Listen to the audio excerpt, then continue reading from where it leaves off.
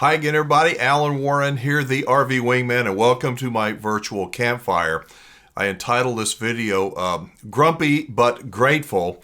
The other day I did a video talking about things that frustrated me, and I do get frustrated often. I try to, when I respond, I try to be a little bit delicate, a little bit measured, but I know that I can come across as grumpy and a wee bit frustrated. But anyway, thank you. I am grateful, and I'm going to tell you why here in just a second.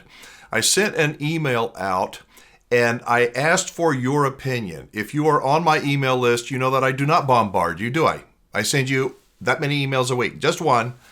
And it takes you about a minute to read. If you're not yet on my email list and you'd like to stay connected with me, you can go to the description down below and you can add your name to my email list. But you know that I asked recently for your opinion. I've been getting lots and lots of calls, lots of voicemails from people, and their comments about their dealer experiences are all over the spectrum. And I came up with this idea. It wasn't like, wow, what a great idea. It's just, maybe I had to spend, one of my videos a week playing some of these voicemails, good and not so good, so you can hear them. Maybe the RV industry will listen. Maybe some manufacturers, maybe some dealers will say, yeah, we're doing good. And then again, maybe some of the dealers will out there go, oh, maybe we need to clean up our act. I'm not trying to start a war. I'm not trying to make people be even more divided and polarized than they already are. But I think that by hearing actual voicemails from real people, real customers, it can help the industry and nudge them in a good direction. And it can also encourage RV buyers and owners out there that there really are some good RV dealers. So I'm going to get into some of what people responded to. But first, a couple of these voicemails. And if you think I'm always doom and gloom, here we go. Let's play Mike from California. Hi, Alan. My name is Mike W., and I was just calling to let you know that my experience with Best RV Center in Turlock, California, were above and beyond the Call of Duty for me. A couple of years ago, I bought a 32-foot fifth-wheel trailer from them, and the salesman said before I could buy it that they needed to go and pre-check a few things. And even after they checked a few things, one of the people in the maintenance department came over and said that he didn't feel that the levelers for the front legs were quite right. So they put a brand new motor in, and they ended up giving me a 50 amp power cord with it.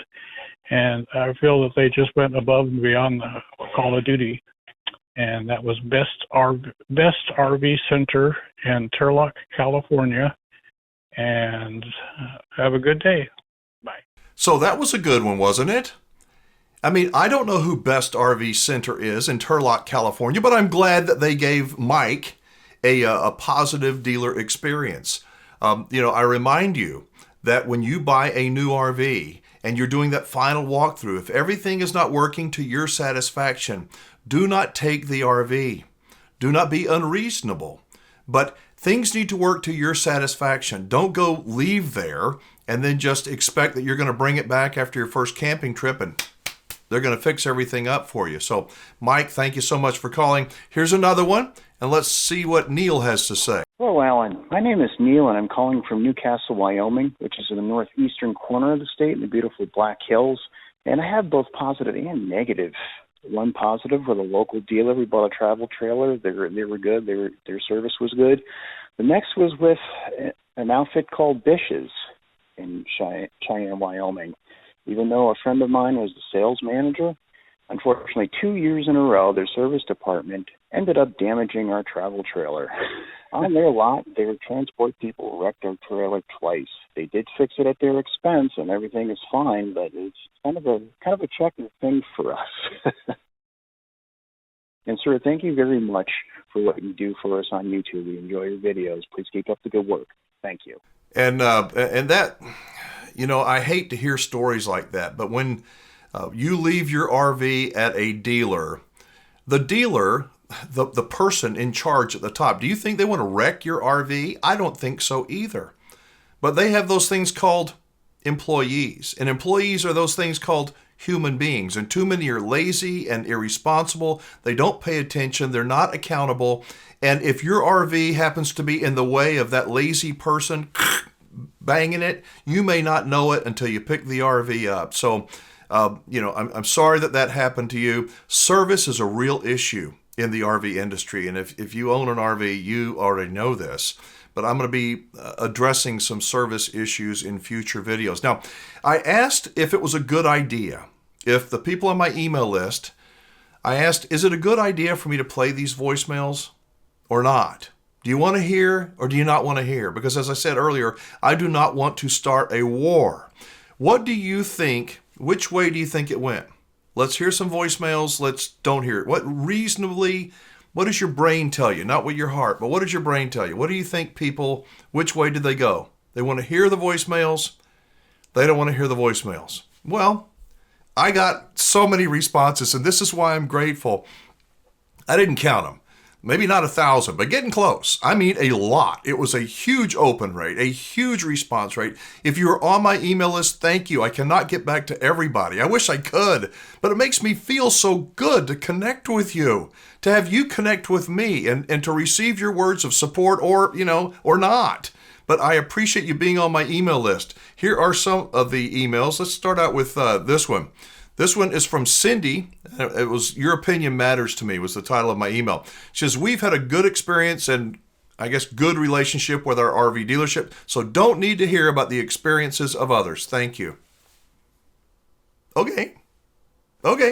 Cindy, I don't do every video about, good or bad experiences or anything like that. And I appreciate your input, whether we are on the same page or not. This one is from Greg. Greg says, morning, Alan. My wife and I have not yet pulled the trigger to purchase an RV, but I sure appreciate the info you've shared. Any comments from RV buyers that's both positive and negative about dealers is very helpful. In these interesting times, I would think any dealer that cares about helping a customer would appreciate both positive and negative feedback so they can improve and retain customers. Hopeful RVer Greg. That's a good one. And this is pretty much, again, which one do you think? You think people want to hear them or not want to hear them? Most people want to hear them. Like 99% of the people that responded want to hear them. Here's another. Joanne says, I'd be interested in hearing some of them, not likely all. You don't want to hear all, believe me. There's too many of them. If you would be willing to summarize the responses, especially if many have a common thread, I think it would be helpful to viewers to watch for pitfalls as well as hear some encouraging stories of dealerships we should look to patronize. Joanne, I had that idea as well, to categorize, put them in different categories: service, sales, after the purchase, the experience. The problem is that most of these calls from people, they are just over everything. They're about sales and service and attitude and pressure and follow through. And it's not just one thing, so it's very difficult to categorize them. For example, Mike from Turlock said that, the people there at, what was it? Best RV, they're in California, gave him a terrific, I guess he was purchasing the RV, and they actually fixed something before he took it out the driveway, which is a really good thing. But he also said that it was a great dealership, great experience. It's hard to categorize, but it is a really good idea. And Joanne, thank you for your email, for being on my list. James says, hearing other RVers' issues is of interest, but I ask that you organize the calls, same as Joanne just said. According to some kind of categorization, present accordingly. For instance, one video could be on structural issues, another on plumbing, another on specific manufacturer or model. When issues have no theme, it paints a picture that all RVs are junk. We both know this isn't the case, and manufacturers won't listen to that generalization. Hope this helps, and keep up the good work in both the RV discussions as well as common sense discussions. The world is upside down. We need more folks like you to help set things right side up. James, thank you for your email, but I gotta tell you, I don't know which side is up. Up is down and down is up and left is right, and our world really is crazy right now. I just do the best that I can. I think most RV dealers do a pretty good job. Could they do a better one? I think so. And I believe that by nudging these people, by having dealers hear from real customers, real people that will call and leave a message, that will hopefully help nudge them. I have nothing against Google reviews, nothing against them. I just think that, you can buy Google reviews, you can fake Google reviews. You can't fake these phone calls. I mean, you could, but you could feel it. There is an intimacy when you have a relationship with your dealer, good or bad. That feeling comes across in your language and what we hear. And I believe that dealers need to hear the positive and the not positive. And that's the only way that we can have any hope for them improving their level of service. I mean, I'd like to know what you think. Drop a comment below. One more. I've got Brian says, good day, Alan. Believe it would be good content for listeners to hear what's happening out there when they go to these dealers. But there's always two sides to every story. This is a good one. Maybe compile these experiences and then reach out to dealers to offer them a chance to give their side. I think this will flush out the real dealerships that we should all stay away from. Plus, this would give you a chance to promote why these dealerships aren't functioning like automotive dealerships. Just a thought. Brian, I've said dozens of times that the RV industry and the automotive industry are similar in some ways, but they are very, very different. The RV industry will never be like the automotive industry in many areas, and you'll have to look at some of my videos in the past to understand what I'm talking about. I wish they were. I wish it could be fixed. There's a long way to go, but they will never be as professional, if you will, as automotive dealers. The other thing is, yes, there's two sides to every story. If you're an RV dealer, if you're a salesperson, if you work at an RV dealership and you're hearing your name be mentioned, it could be some nut job. It absolutely could be. It could be a liar. I don't think so. If I smell any whiff of a lie or BS, my BS detector is pretty sensitive and I will not play it. But if there's another side to the story, please call. Please let me know, because I promise I will give you the microphone, so to speak. I will play your response, and we'll figure out what the truth is. I'm not on the dealer side. I'm not on the consumer side. I'm on the side of trying to be reasonable, trying to be right. It's hard. Do I get frustrated? Heck yeah, I get frustrated. Do I take it out on viewers and listeners? I hope I don't, but I know it could come across that way. I think that we are in such polarizing times right now that people are so sensitive. They feel like they've been attacked when they won't even have an open discussion. So, my decision, I'm going to probably start playing some of these voicemails one day a week. That's it, just one day a week.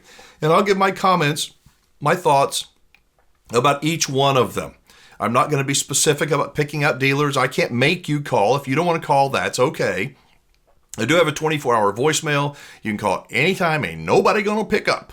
And that number is 1330-WINGMAN. 1330-WINGMAN. If you don't want to spell it out, 330-946-4626. I listen to every voicemail and get back to as many people as possible. Finally, in a couple of weeks, right after Labor Day, we have a big announcement. I think you're going to like it. I'm very excited about it.